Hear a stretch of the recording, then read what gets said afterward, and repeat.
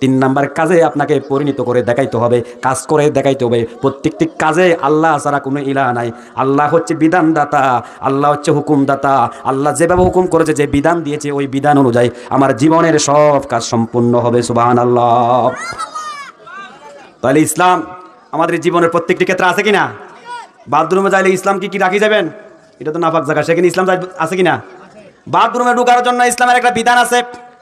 ঢুকার সময় বাম পা দিয়ে ঢুকো। কোন পা দিয়ে ঢুকো? দেখেন আল্লাহর বিধান কত সুন্দর। ওইখানে যখন ঢুকবা বাম পা দিয়ে একটা দোয়া পড়বে, আল্লাহুম্মা ইন্নী আউযু বিকা মিনাল খুবুসি ওয়াল খাবাইস। আল্লাহু আকবার। বাথরুমে বসবেন কিভাবে, সেখানেও একটা নিয়ম আছে। পায়খানা শেষ, প্রস্রাব শেষ, আপনার জরুরত শেষ হলো, পানি কিভাবে ব্যবহার করবেন সেখানেও নিয়ম আছে কিনা বলেন? আবার বাথরুম টয়লেট থেকে বাইর হইতে ডান পা দিয়ে বাইর হতে হবে, সেখানে একটা দোয়া আছে, ঠিক কিনা বলেন? আছে কিনা? দেখেন, ঘর থেকে বাইর হবেন, ইসলামের বিধিবিধান আছে।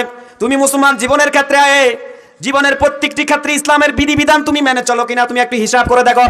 আজকের সকালটা তোমার কিভাবে শুরু হলো? ফজরের নামাজ তুমি পড়ছো কিনা বলো? ইমান আনায়ন করার পরে, ইমান ঘোষণা দেওয়ার পরে 5 ওয়াক্ত নামাজ তোমার উপর ফরজ করেছে আল্লাহ। কয় ওয়াক্ত নামাজ? তো 5 ওয়াক্ত নামাজ না পড়লে সে কি মুসলমান বলে পরিচয় দিবার অধিকার ইসলামে তার থাকে? হ্যাঁ, অনেকে নামাজ পড়ে না জীবনে এক ওয়াক্ত, কিন্তু নিজেকে বড় গলা পরিচয় দেয়, আমি মুসলমান, আমার বাবা মুসলমান, দাদা মুসলমান, আমি মুসলমানের ঘরের ছেলে।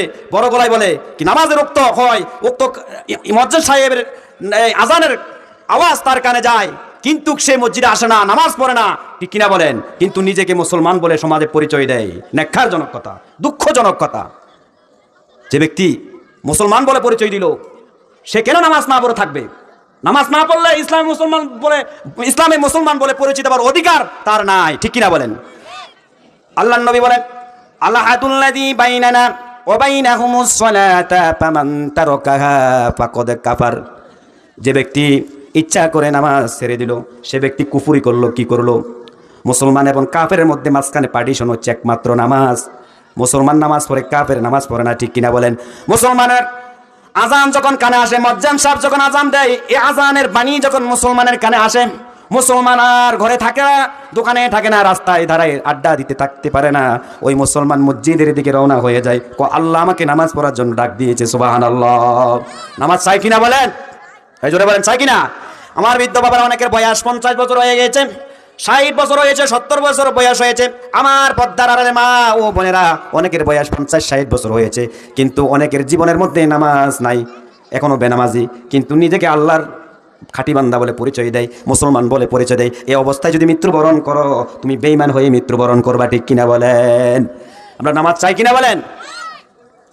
তাহলে দেখেন, ঘর থেকে যখন বাইর হবেন, বাইর হওয়ার সাথে সাথে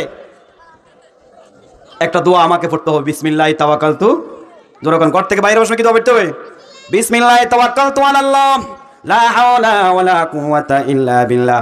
গাড়িতে চললে দোয়া আছে, গাড়ির থেকে নামার পরে দোয়া আছে, দোকানে বসতে, দোকান খুলতে দোয়া আছে, ঠিক কিনা বলেন? গাড়ি স্টার্ট দিতে দোয়া আছে। জীবনের প্রত্যেকটি ক্ষেত্রে ইসলামের বিধিবিধান আছে। জীবনের এমন কোনো ক্ষেত্র নাই, এমন কোনো দিক বিভাগ নেই যেখানে ইসলামের বিধিবিধান নাই। জীবনের প্রত্যেকটি ক্ষেত্রে ইসলামের বিধিবিধান আছে। আপনি নিজের জীবনের সাথে হিসাব করে মিলিয়ে দেখেন, আপনি ইসলামের বিধিবিধান কতটুকু মেনে চলতে পারছেন, একটু হিসাব করে দেখেন। নিজে যে তখন মুসলমান বলে দাবি করেন। 2 নাম্বার মূলনীতি হলো ইসলামের বিধিবিধান পরিপূর্ণ মানতে হবে। সুবহানাল্লাহ।